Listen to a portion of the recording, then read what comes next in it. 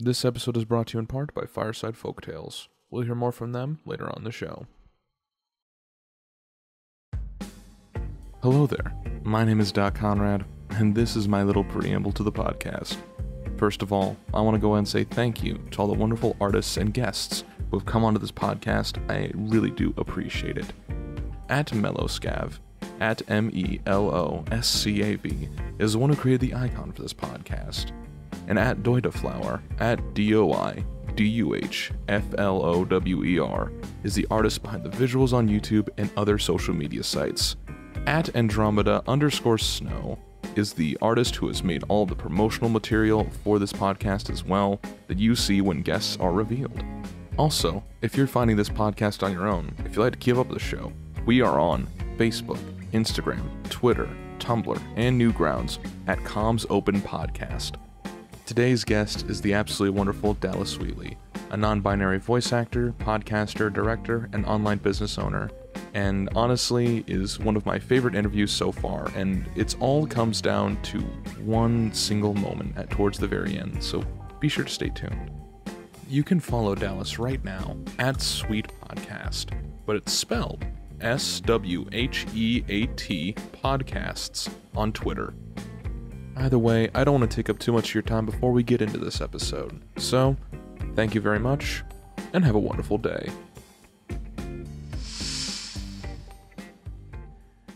Hello everybody, and welcome back to another episode of Commissions Open, an interview podcast all about art in the digital age. Here you can hear the processes, stories, and lives of artists, voice actors, video creators, editors, musicians, and many other talented creators in the era of online work.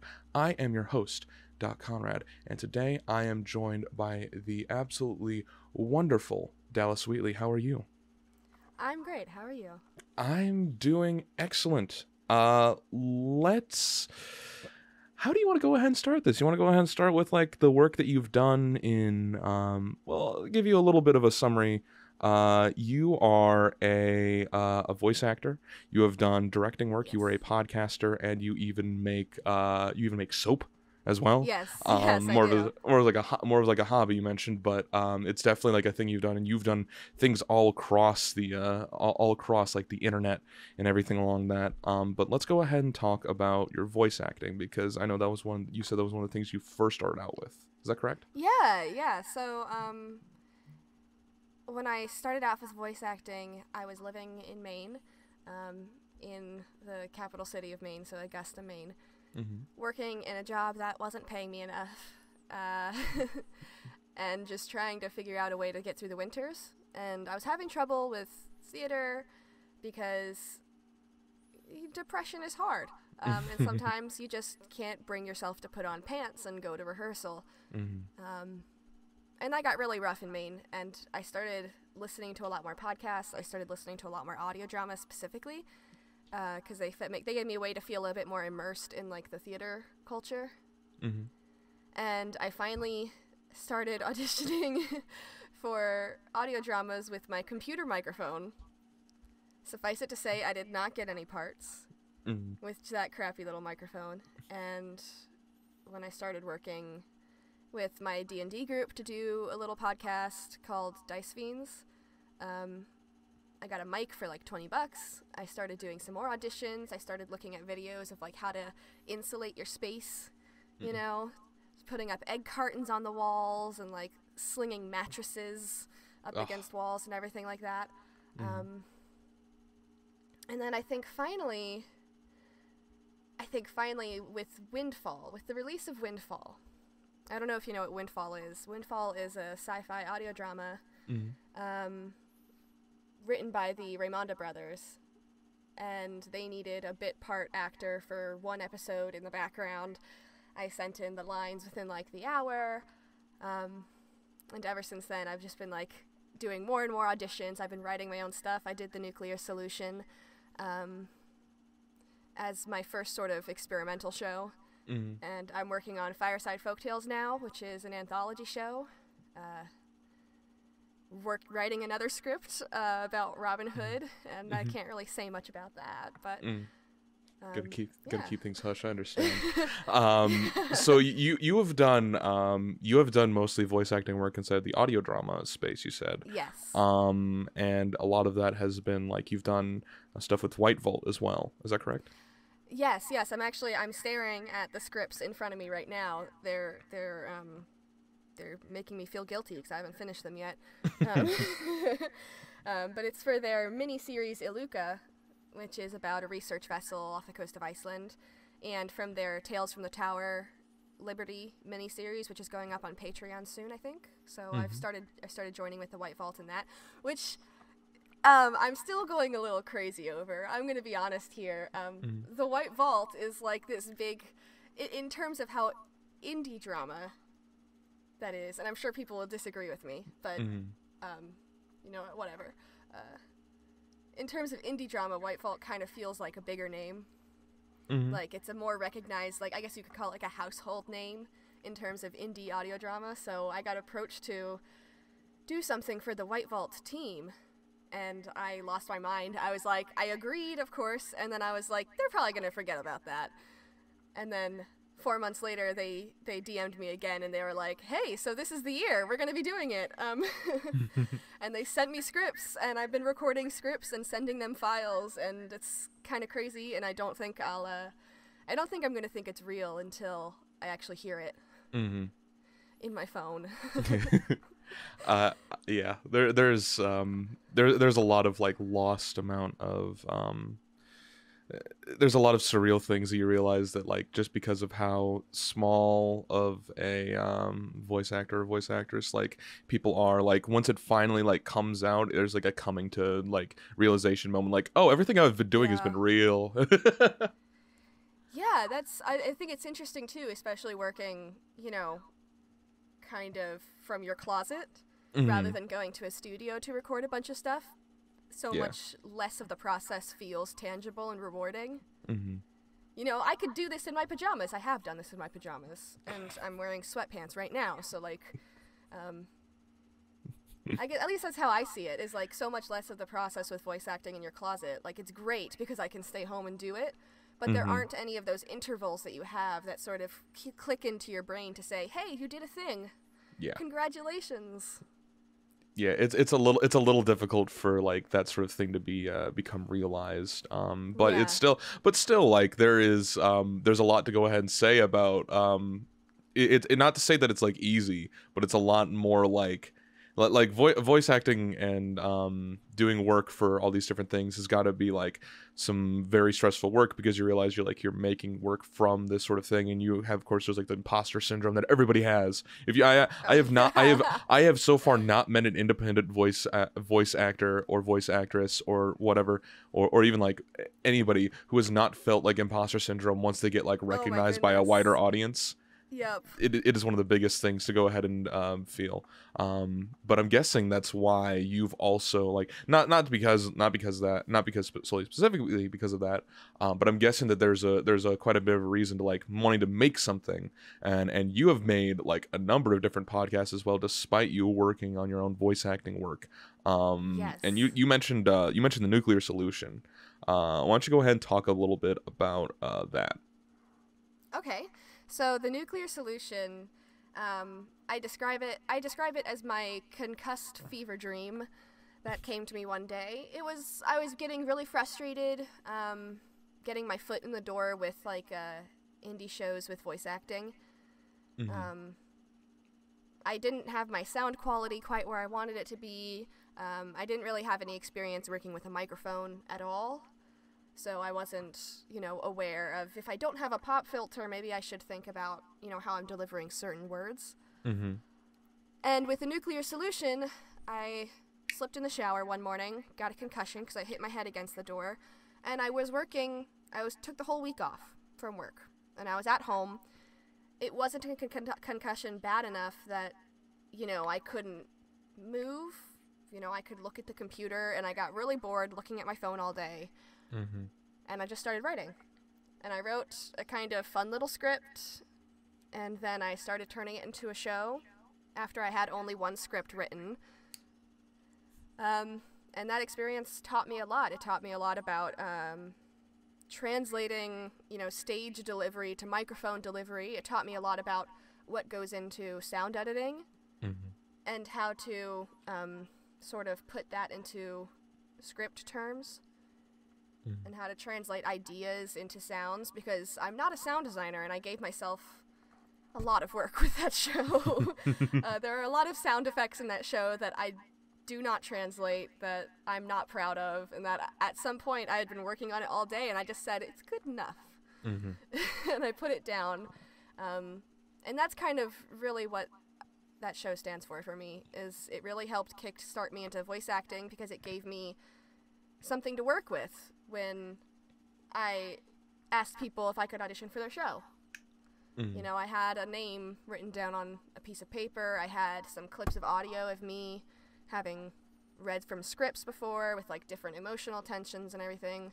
And I really appreciate the Nuclear Solution for that.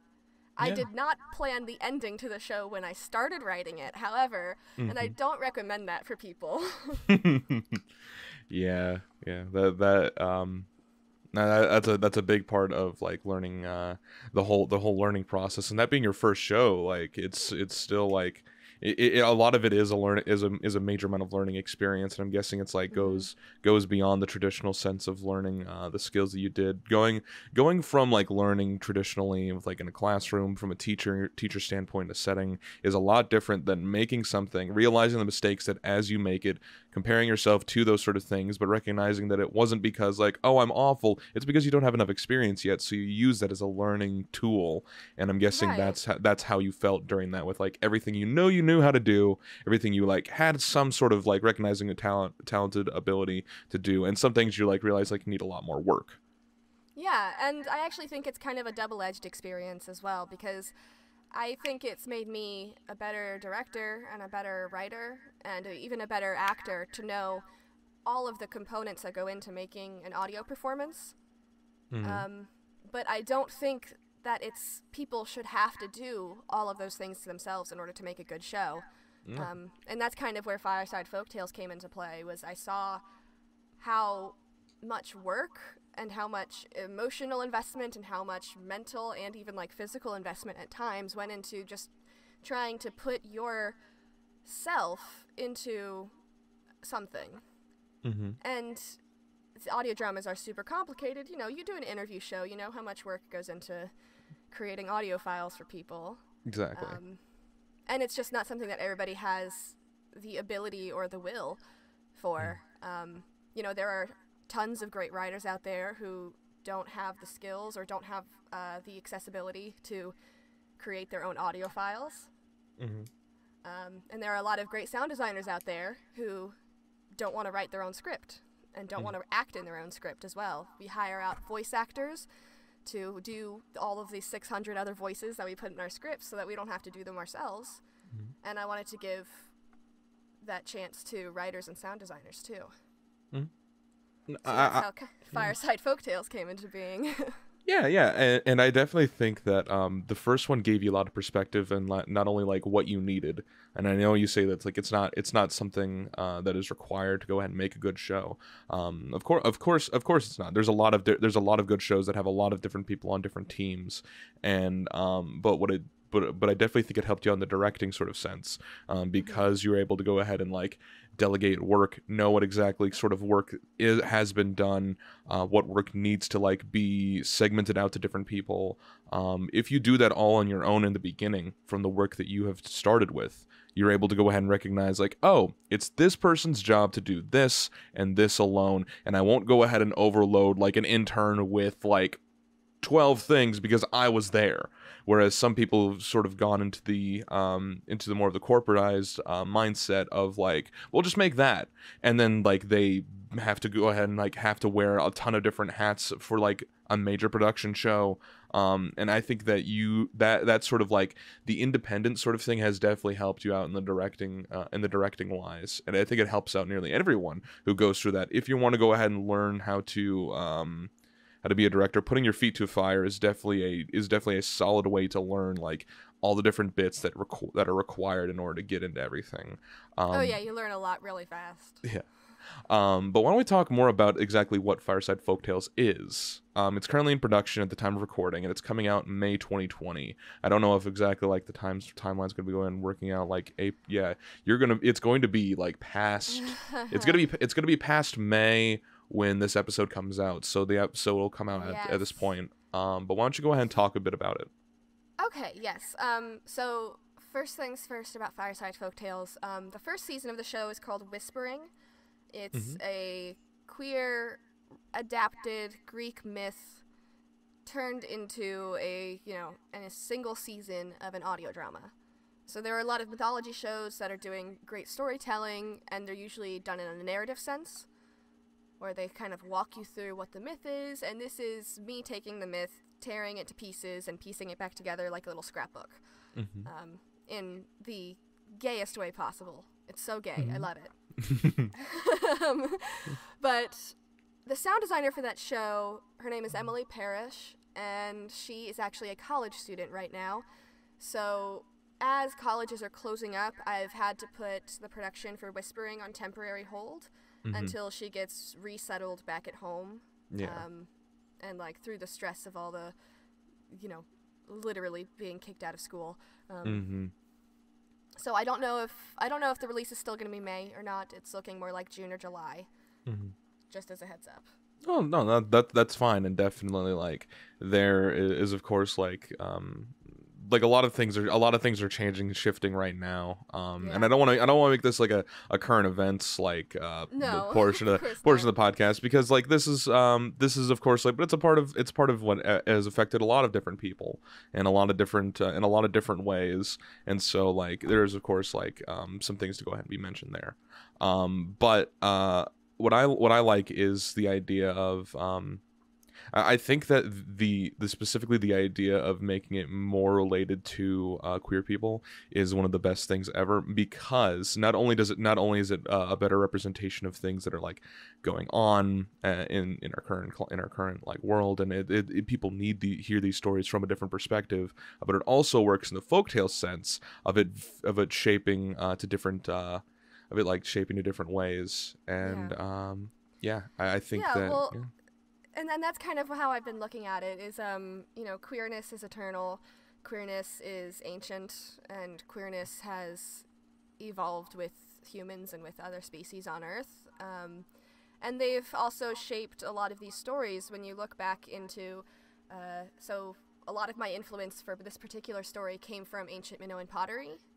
And the original Persephone and Hades story is about a big, scary, grim reaper kind of guy breaks open the earth underneath Persephone and kidnaps her and takes her away and force feeds her like pomegranate seeds to get her to stay in the underworld with him forever. And Zeus is this big mighty hero man who swoops down and saves her, and I hate it so much. I hate the framing of that story, but it's a story that's stuck with me since I was a kid, and I'm not entirely sure why. And when I was going through all of this old sculpture and all this old pottery and kind of frescoes and stuff like that, and going through all of the archaeological analyses of them, there was a lot of mention of the two maidens of spring, which could be interpreted as Demeter and Persephone. Called Demeter and Corre, Demeter and the Maiden, and a lot of interpretations of Persephone herself being somebody who was, instead of being kidnapped, was somebody who essentially became a harbinger of change, in that she stepped foot across into the underworld herself as a way to become the as the transition, as the seasonal change, as the retribution, because there are a bunch of different translations of Persephone online. I didn't study ancient Greek. My friend Whitney knows a lot better about this. So take everything I say coming up next with a grain of salt. But allegedly, according to the stuff that I remember, Persephone translates something like to the chaos bringer. And so when you put together those two concepts of like the maiden of transitions and the chaos bringer, you get the sense that Persephone had a lot more agency than originally thought. And when you look at the old interpretations of all the Greek gods as well, you see a lot more agency in their actions in relation to different genders and different sexualities and different, like, relationships with each other. So, Athena, supposedly, according to one myth, had a romantic love for a woman who died, and she never took another lover. It's not even said that she took a lover in this sense, but that she did feel the love for this woman. So instead of Athena being, you know, asexual or a virgin, you know, perhaps she was asexual and she still loved a woman. It's not that she was, like, anti-men. It's that she had a completely different sexuality. And you see this get wrapped up in things like Ovid that I read in high school. Ovid's Metamorphoses. I don't know if you've read it.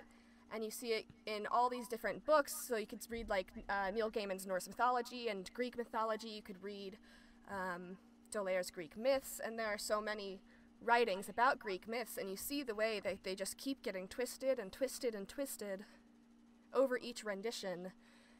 Even with the oldest scholars back in ancient Greece, using different choice words to describe people in negative or positive lights in order to make it suit what they think is the right way to tell that story and what they think is, like, the right answer. And all these stories are so complex to begin with in terms of human nature and how it relates to all the things we don't understand about ourselves and about the earth and about queerness itself. Yeah. And of course I don't want to go ahead and be the one to go ahead and, like, state, like, the this is what your podcast. No, I'm not going to go ahead and do that. But what I do think is very interesting, especially in the folktale sense, is that throughout the entirety of human history, folktales have been a sense of telling a story with a moral, like, end at the end of it. Like, this is the thing you should, this is the way you should feel about these things, whether it be faith-based, like in what they believe to be reality, or now mythologically based, and now realizing that it is more of a story that can be recognized. Even some like different faiths today, a lot of it has those sort of, like, the general idea of anything like faith-based initially, and then told throughout, whether it be a story or something like that, is to have a moral, not only a telling but a reflection of the climate that has been set today. And I think what you're doing is providing a new sort of, like, light and shining context on the sort of thing of, like, these different stories have, like, not only are they historically accurate to the tales that have been told, but brought into a different way, or taught or like spoken in a different light, or anything along those lines. Like, the ability to go ahead and not to erase the old stories, because they've been told thousands upon thousands of times, but to spin it in a way that is shown on the side for a new light of people to go ahead and realize that, like, there are a lot of stories that are involved with queer people that have been in here that have just not been either shown or changed because of the reflection of the climate that happened previously, or maybe things have changed beforehand, or maybe they should be changed to reflect the people that are here today. And I think that is there's a wonderful sort of like same sort of mirroring that you see that you are providing to the world today. And I think that's what Fireside Folktales is going to be great.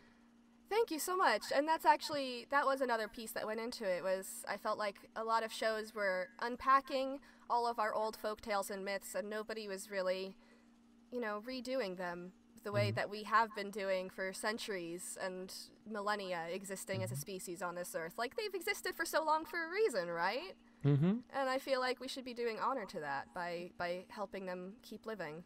Yeah, there's a case to be said that, like, quote unquote historical accuracy should always be like a thing that you should strive for, and that may be the case, but things have been changing all these times, whether it be from these different cultures to translate them better into different sort of ways, or hearing about it in these sort of different ways.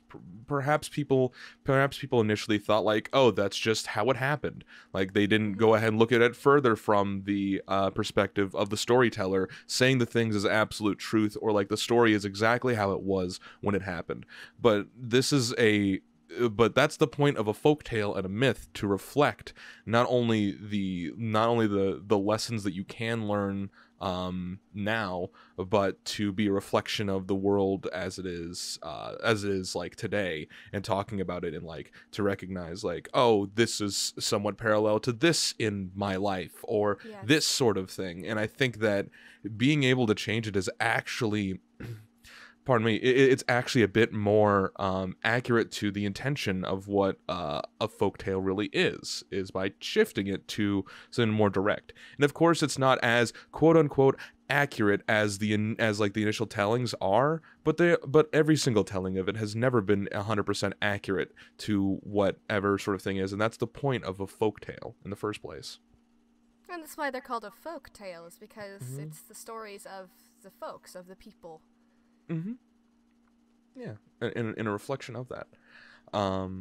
Yeah, that's more of like my sort of 2 cents on it. I don't know. Yeah. I'm guessing there's like a lot more that you've been thinking about involved with it. Oh my goodness, yes. I could speak for hours, and I think I've already taken one long breathless chunk out in this interview to talk about it. But I do want to mention that Fireside Folktales, it's, you know, it is so many things. It's more than just an anthology. It's also what I'm hoping will become a space for independent authors to submit their scripts for development, essentially, for production, so that they don't have to worry about, you know, also being the sound designer and the actor and the marketer and all that stuff.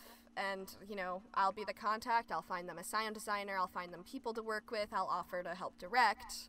I could even run casting, and then it would be an opportunity for me to give space to voices of people whose stories might be going lost or being unheard. So, like I said, queer people with whispering, but also indigenous folks and African stories from like West Africa or East Africa, or Southeast Asian stories, and, you know, give those people a space because they may not have it.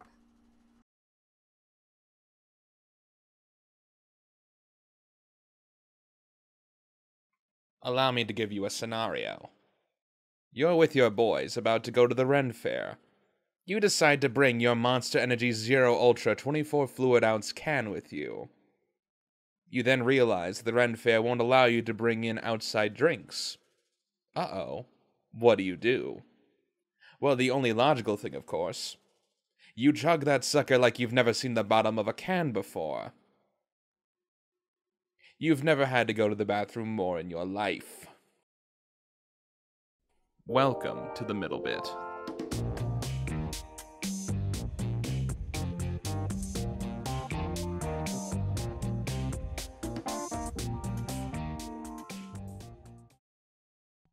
The entirety of this middle bit will be dedicated to one thing and one thing only: Fireside Folktales by Dallas Wheatley. You just heard the full description of what it is, so I'm going to cut straight into it. This is the first trailer for Fireside Folktales.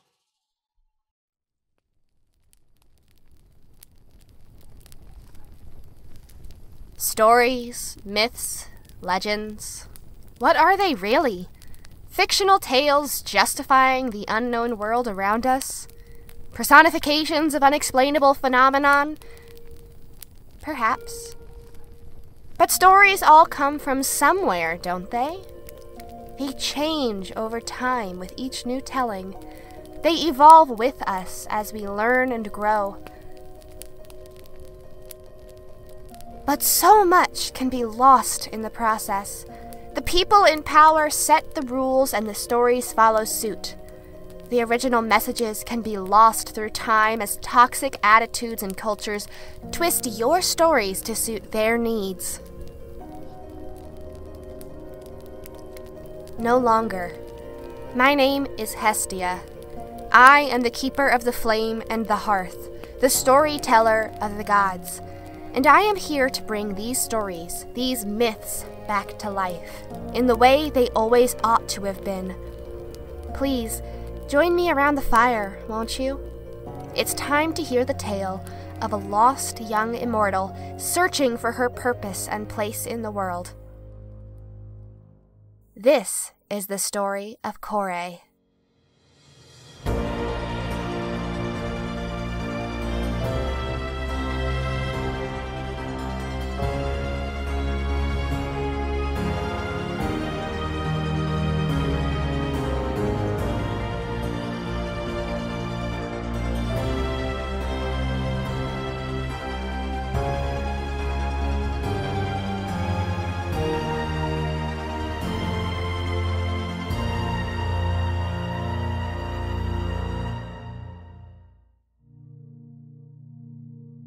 Fireside Folktales is a new, collaborative show that takes myths and legends from around the world and breathes life back into them, transforming them into single-season audio fiction performances.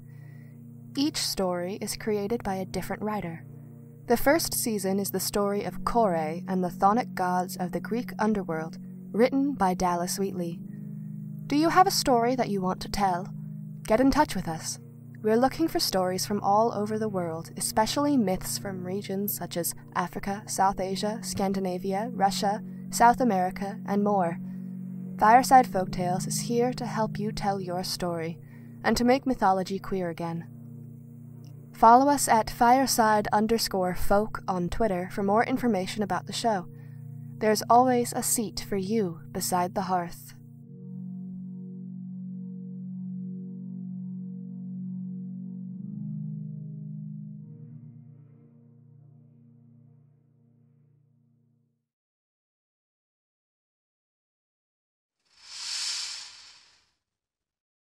No, I definitely think that that is the beauty of of having this sort of general season, telling a story and being able to go ahead and make it sort of evergreen, because stories have been having the chance to stories are always being told, stories are always being made, and I definitely think that you putting yourself out there with this sort of platform to elevate it further, to different scriptwriters or different voice actors or actresses, is really an amazing thing that I wish to go ahead and do eventually.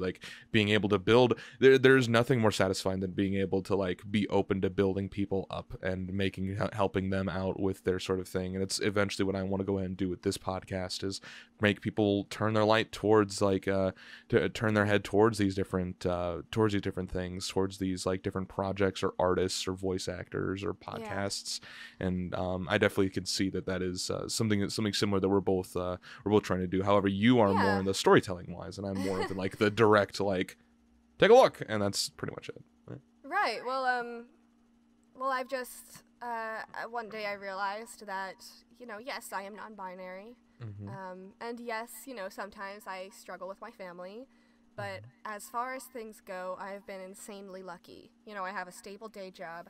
I have a closet that I can put my computer in. I could afford a microphone. I have a car. And still have time to make things that make me happy. And I shouldn't be taking up space on the airwaves to preach about my ideas and my opinions when, I'm obviously not the one that matters here. And I really believe that this is the right way to take it, at least for the time being, with my current resources. So I can definitely attest to that. There's a lot of things that I've realized personally that I've been incredibly lucky to do, but my the main goal of everything is to recognize first off the most important person in every single person's life is themselves, and then from that point it is the ability to go ahead and take that energy that you have to make sure that you're okay enough to go ahead and yes. be able to move on, and then give to everybody else who can't, or maybe has issues with the ability to, or is struggling in different ways. There is a lot to go ahead and be said there of wanting to move, wanting to take what you have, the privileges that you're able to go and have, and you can either there's options of either being able to sulk about that and realize oh, I have this great thing and I'm wasting it, or you can turn it around and realize that because the opportunities that you've been given, giving it back to other people is a great thing to go ahead and do. With that rant being said on my end, what I want to go ahead and talk about more is you, because you are an amazing podcaster and voice actor. Oh my goodness. And all that sort of work. I want to go ahead and talk a bit more about your other sort of projects that you've been working on independently. That being that little tidbit we threw in there, just a little bit, the soap opera and Shire Suds. Oh my goodness. Okay, so my babies, my pet projects, the ones that I'm sure I have maybe like 10 followers for. They love it to death, but there's only 10 of them, and that's okay. I feel bad, actually, because I haven't made an episode in maybe about 2 months now. I need to do that again. And now I have all the time in the world.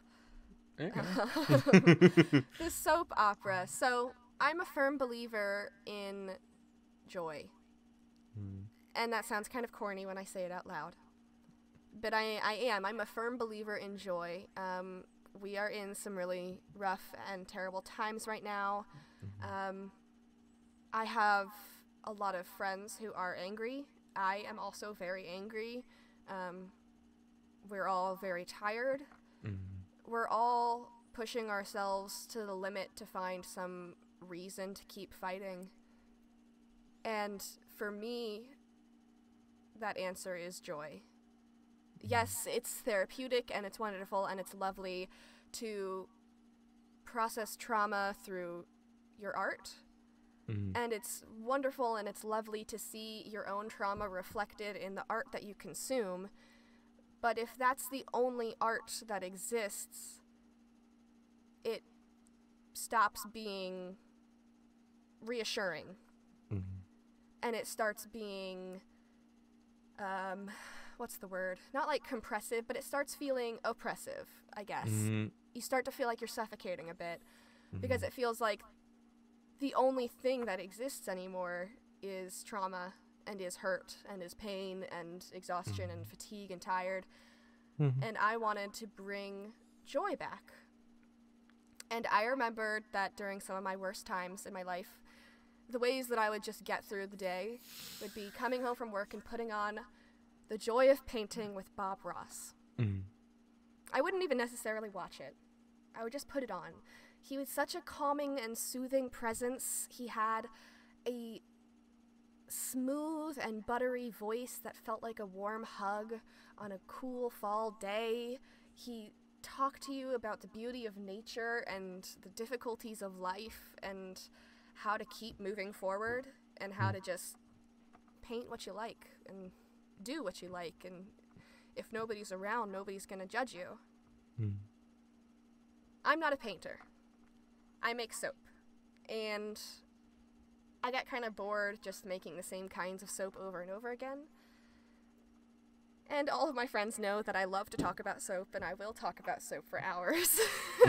So to stop texting them about soap all the time, I decided to kind of funnel that.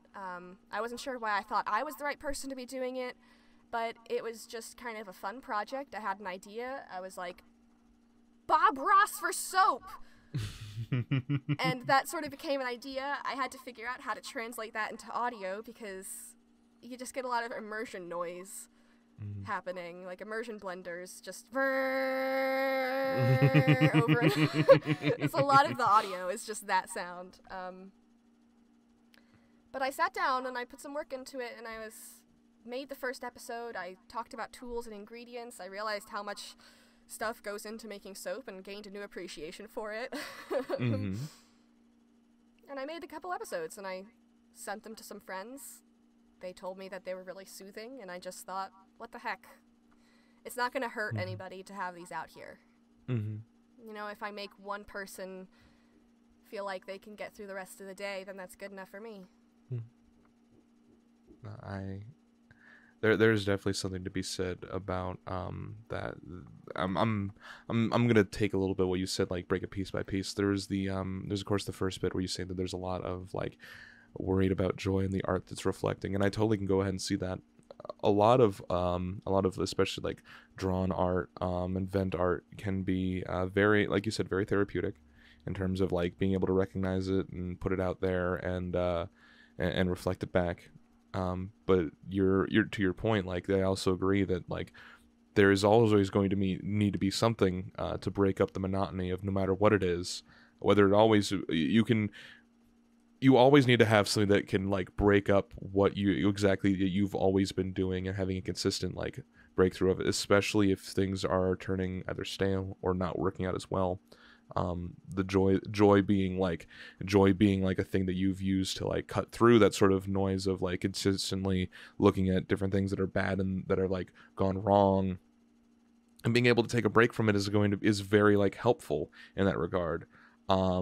And you making it about something that is involved within your passion, I'm guessing not only has been like has like been like a very, it's something that you know. And I know you're saying like, oh, I don't know if I'm the person for this. Of course you're the person for this. You not only make soap, you've made it for a while, you're passionate about it, you know the process through it, you know how to make a podcast. Like, if there was anybody who would make a soap podcast, it would be you. Like, that is that is the way you should go ahead and think about it. Is like, you have the talent to go ahead and make the product. You have the ability to go ahead and recognize like the way to get everything like through, making it further, and there's just, yeah, and I definitely agree with you that like wanting to go ahead and make some sort of and wanting to make the how do I put this, wanting to make a sort of thing for the specific point of like joy is a bit difficult when you're not able to go ahead and theme it around something. And I definitely think that finding that sort of niche of like people who enjoy the idea of soap making, it's something that like is definitely like it's definitely like needed in this sort of space. Like, everybody's niche needs to be filled in this sort of thing, and finding a podcast is going to make a lot of make like not a whole lot of people tune in, but the people who do tune in find it to be the perfect thing that they would need. Yeah. Yeah, and also just, this is something I noticed with Bob Ross, is like, I love watching Bob Ross. I have never once set up a canvas and done one of his videos. Like, I've never painted with Bob Ross. I think it could be fun someday, but oil paints are really expensive, and the experience of watching him paint is enough for me. And I figure maybe, why not that with soap? I don't know a lot of people who would probably listen to my show and then actually make soap along with it. I think I have 2 listeners who do that. Most of the others just kind of listen to it because it makes them feel good. And that itself is way more than enough. The people who make soap along with me are like my superheroes, though. I can't believe it. They actually like made I have a patron for my soap opera show, a single patron that supports me once a month and makes soap along with me and is getting a custom soap recipe from me because they're a patron for me, and that's incredible. And yeah, that means it's worth it for me. That means it's working. Yeah, and not only are you making these soaps just for the audio podcast, but you also sell them from Shire Suds. Is that correct? Yes, I do. Shire Suds, I started, how many years ago is it now? I was in graduate school, so probably 3 or 4 years ago. The Twitter says joined May 2018. I don't know if that helps, but yeah, I think I started my Twitter maybe a year after I started selling soap, so okay, 2017, or maybe it was 2016. I don't know. It doesn't matter. I started making soap in grad school, and there's a whole long story surrounding why I started making it that I will not bore you with. There's a lot of grad school trauma involved. But I started making soap for people who have really sensitive skin or really dry skin. And I don't know if you've ever showered before. Hopefully you have. But when you shower and you're washing yourself, if you've used soap or body wash and you dry off, if your skin feels kind of tight and like it's a little dry, a little stretched out, that's because the soap that you're using dries out your skin too much. And I was having that issue a lot. My whole family has really dry skin. My soap, when you use it in the shower, doesn't do that. It leaves your skin feeling nice and moisturized. And I really like that. I also really focus on keeping the stock small and working with, people who have particular skin allergies. So one of my friends from grad school was allergic to coconut. And most skincare products have coconut in it. coconut oil or, a coconut-based surfactant or something like that. Surfactant, like a detergent. And so she couldn't use any of them. She basically, couldn't use any soap that she could get at the store. And that's kind of also how my company got started was, well, why is everybody using coconut oil in their soap? And I figured out alternatives, and I worked on getting the formula just right so that it was still moisturizing and cleansing and yada, yada, yada. And just started selling at farmers markets. Started selling at arts festivals. Started selling online, although that's been a little bit of a trudge because Etsy is not great when it comes to super small businesses, like one-person businesses. But I'm slowly gaining traction. I started making dice that look like D20s. Yes. And they're on a rope. I call it D-Soapy, so it's D-Soapy on a ropey. The Etsy SEO doesn't like that, though, so if I put that as the title, it won't show up in search engines, which is really upsetting, because I'm so proud of it. But I was on a panel about making game-themed products at PAX Unplugged back in Pennsylvania in December-ish. And since then, people have been getting interested in my soaps. People have been using them. I've been getting more reviews, which is great. And all of them have been 5 stars and amazing because my soaps are amazing, if I do say so myself. That I'm glad that you're confident in your work. I must say no. There are quite a number of people who continue to be like, oh, I don't know about I just make it, and you being confident in your work is a breath of fresh air, and I enjoy that so much because there is I definitely think that having some sort of I've never really interviewed somebody who has made physical products to be used. A lot of them make it like physical prints of arts or different sort of things. But I'd love to go ahead and I'm gonna go ahead and talk a little bit more about your personal life if you want to go ahead and talk about that. But I also want to talk about but before that I want to talk about the business aspect of selling a product versus what you've worked on from the voice acting and podcasting standpoint. Okay. Yeah, so business with physical products is muy complicated. I don't know why I said that in Spanish. It's very complicated. It's way more complicated than you think it is kind of complicated. Even more so than podcasts, which are also more complicated than you think they are. Physical products, oh my goodness. You need to... In order to even set a base price for a bar of soap, you need to understand how much everything costs for you to make, modify, cut, whatever you need to do, and also pack and ship a single instance of that product. So a single bar of soap. And that involves so many spreadsheets. Oodles of spreadsheets. I think I've lost half those spreadsheets in the time since I started my business because there were just so many of them. Coming down to how much does it cost to get these puffy envelope mailers that I can shove my soap into to ship them? How much does all the shipping labels cost? And then you can start to figure out, wow, I need to be charging $15 for a bar of soap, not $5. Which is a big thing. A lot of people underprice themselves because, like I said, Etsy's terrible, and they list the cheapest stuff at the top. Yeah. So you see a $1 bar of soap. Why buy a $15 one? And then compare that to voice acting, which, at least on my end, again, requires a lot of organization. I know a lot of people who do excellent voice acting and who are successful in audio drama without a voice reel. You don't really need one for audio dramas. I have one kind of just in case.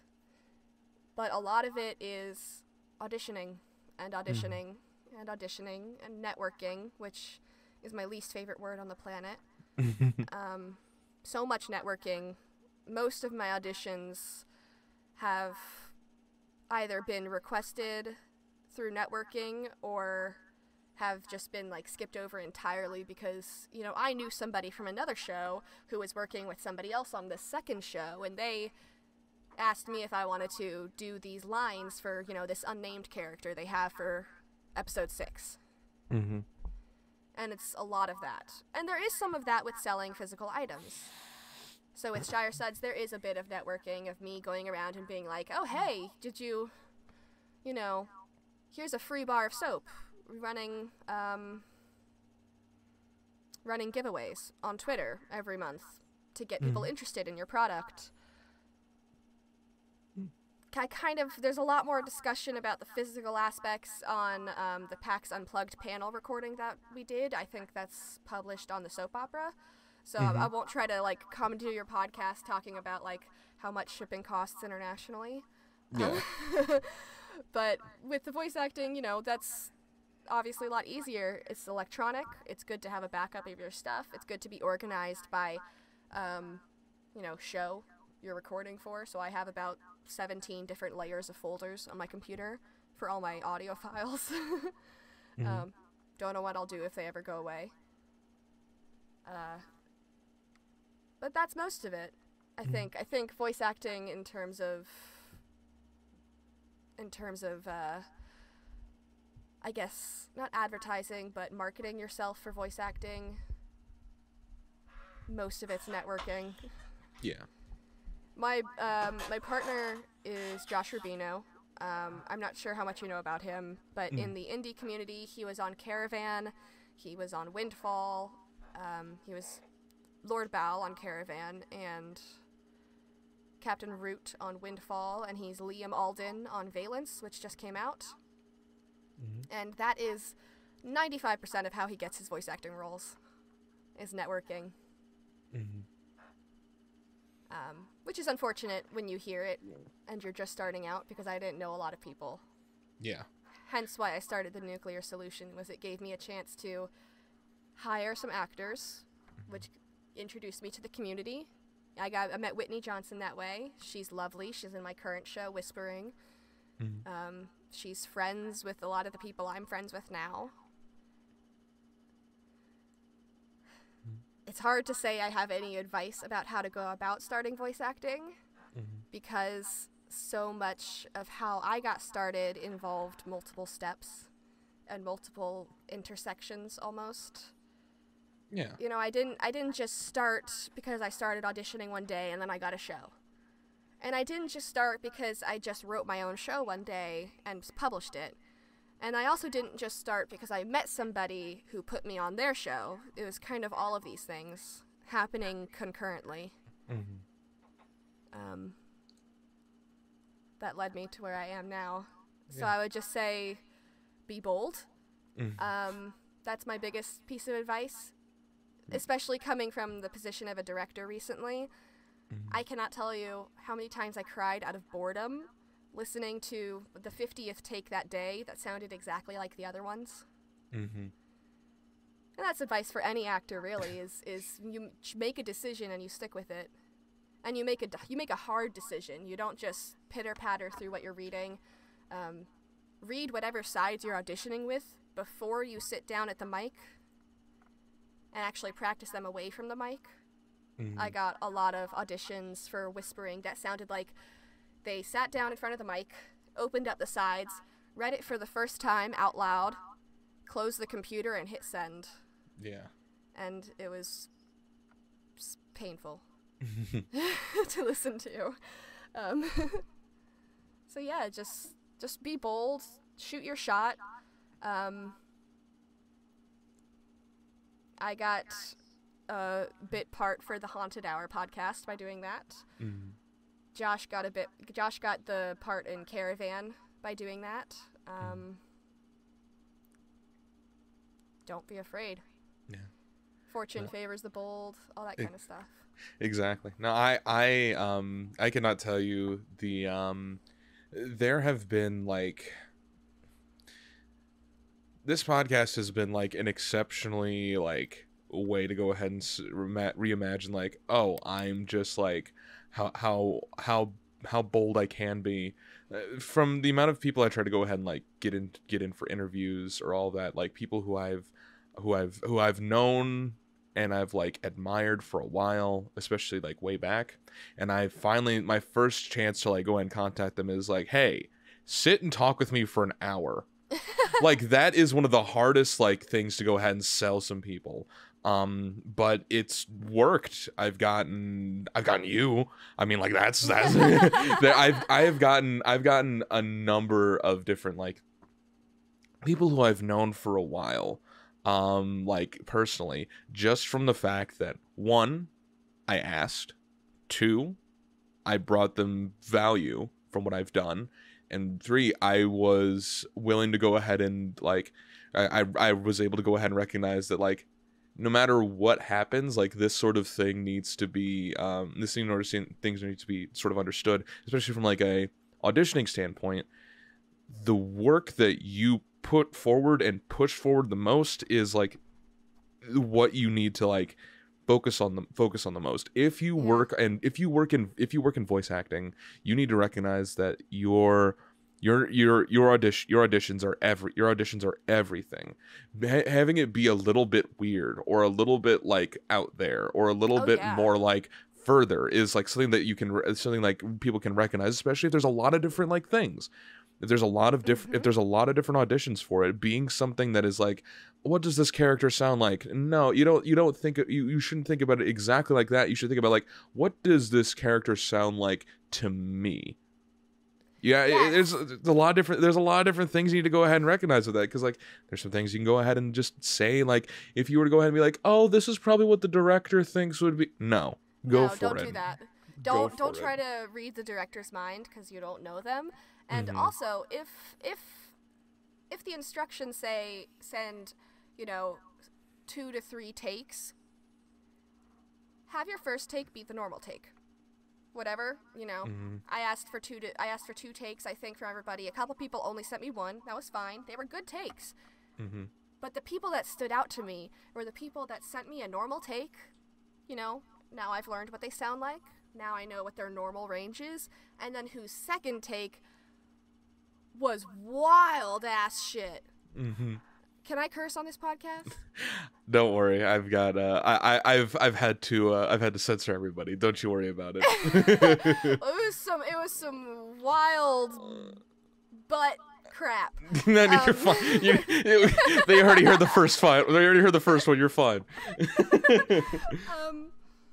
And it was so great, and that's the stuff I remember, and that's the stuff that makes me want to cast them, because it tells me that they're going to be willing to do stuff that I tell them to do, even if it's weird, and I've asked for some weird stuff, and they're going to be willing to interpret scenes in different ways, and they might even be willing to improvise, and I'm terrible at improvisation, so I say that with a lot of respect, because it's hard. Yeah. Improvising is really hard. And that's what I look for in my actors. I don't necessarily look for who's the best actor. I look for actors that are going to be flexible. And that's not the same with every show, I take a really hands-on approach with my shows because I want to focus on it from a directing standpoint. I want to work with my actors to get the best quality from them, so I don't have to ask them to do a bunch of retakes. And some people, they do focus on the show more from the sound standpoint. They're thinking a lot about the sound design, the environmental design, piecing that part together, and that's fine. And that's an amazing way to go about it, because I don't have the vocabulary to talk about sound design that much and to think about it that much. But you really want to show off that you have range. And I think that's the biggest part.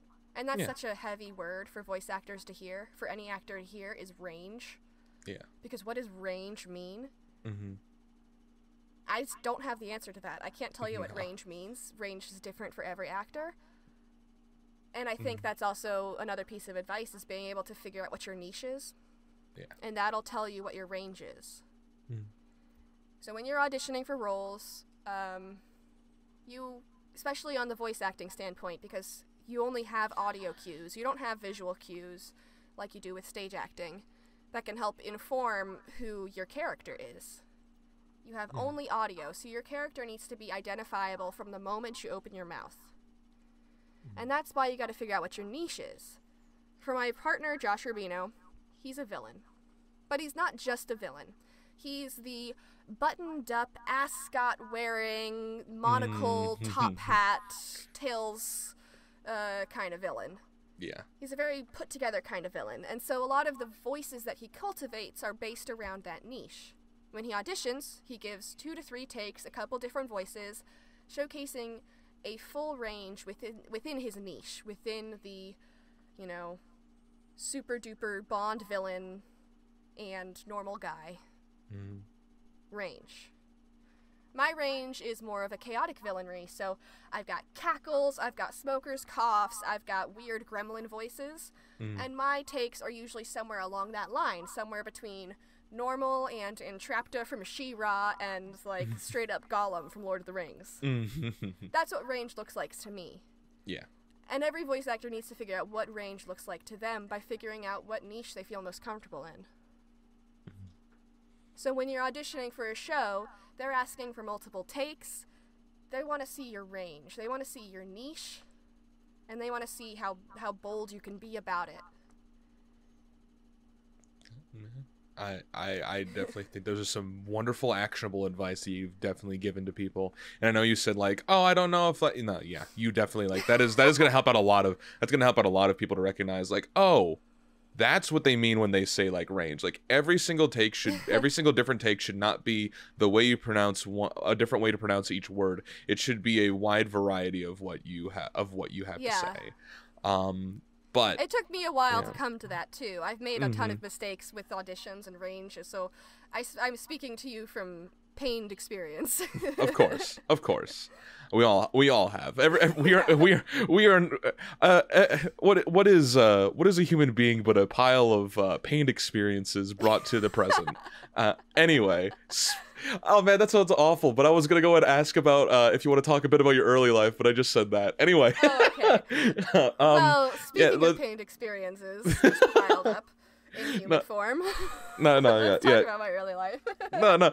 You can go ahead and I'd love to go ahead and wrap things up with getting people. They've of course heard a lot about you from the tales that you like Fireside Folktales and the voice acting work that you have done, and the idea of like you want to go ahead and bring joy through the soap opera and the work that you've done in Shire Suds. But to wrap yourself up in a neat little bow. This is gonna be like the most corny shit I've ever said. Who is Dallas Wheatley? Dallas Wheatley.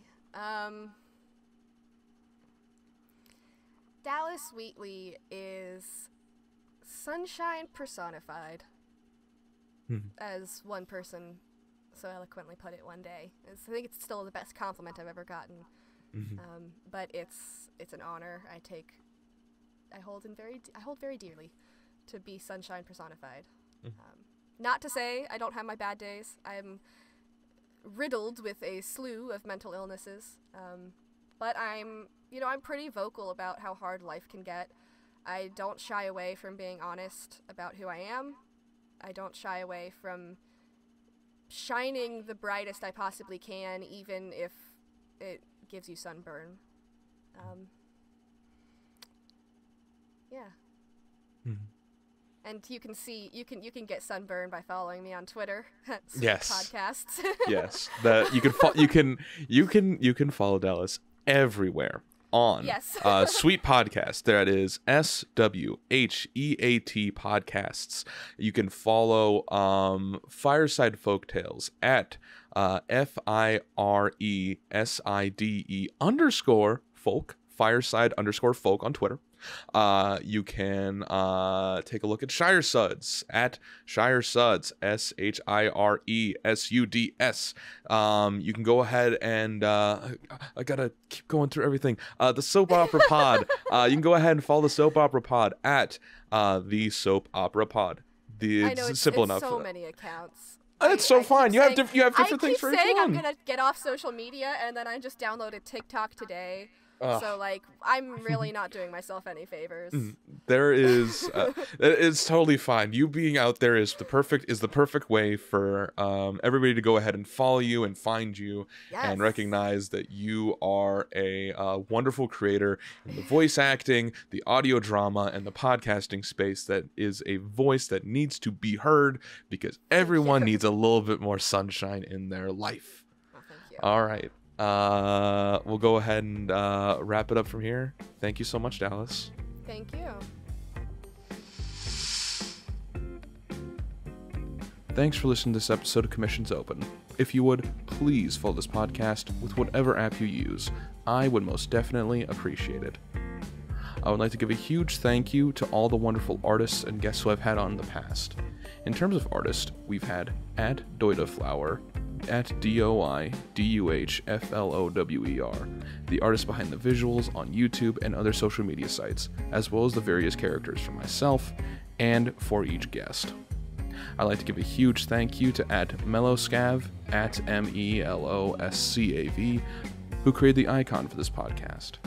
And I'd like to give a huge thank you to at Andromeda_Snow, who is the one who's made all the promotional art for this podcast. Finally, I'd love to give a huge thank you to Dallas Wheatley, who did this amazing interview with me. You can follow them at Sweet Podcasts, spelled SWHEAT Podcasts, on Twitter. I think that just about wraps everything up, so I just want to go ahead and say thank you, and have a wonderful day.